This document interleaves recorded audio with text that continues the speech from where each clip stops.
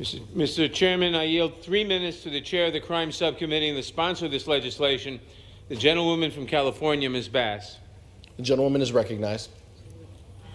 Mr. Speaker, I rise in support of H.R. 1585, the Violence Against Women Reauthorization Act of 2019.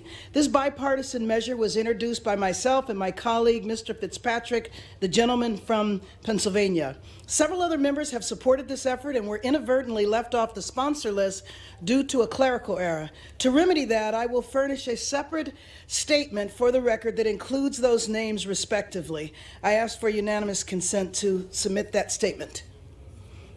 Gentlewoman's request will be covered under general leave. H.R. 1585 will reauthorize the VAWA of 1994, a landmark piece of legislation first enacted and signed into law by President Clinton in 1994. This was a direct response to the epidemic violence against women that plagued our country at that time. While we have made significant progress, we still have much to do. It is estimated that more than 2 million adults and more than 15 million children are exposed to domestic violence annually. These alarming figures make it imperative that we reauthorize VAWA now.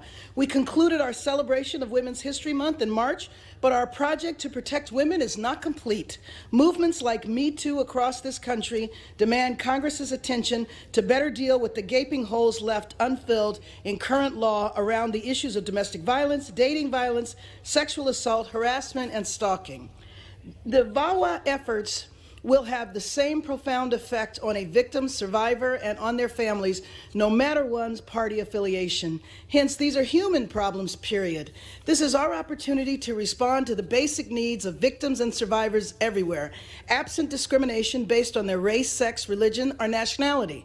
That is why this law has been reauthorized 3 times, in 2000, 05, and 2013, since enactment, with strong bipartisan approval and overwhelming support from Congress, states, and local communities. H.R. 1585 continues that tradition, which reflects a reasonable and compromised approach to reauthorize grant programs under VAWA. For example, this bill includes various pieces of bipartisan legislation, Republican amendments from our committee markup, and Republican amendments through the rules process. H.R. 1585 is intended to make modifications, as Congress has done in the past, to all previous reauthorizations of VAWA. For example, in South Los Angeles, part of my district, the Genesee Center helps hundreds of people every year.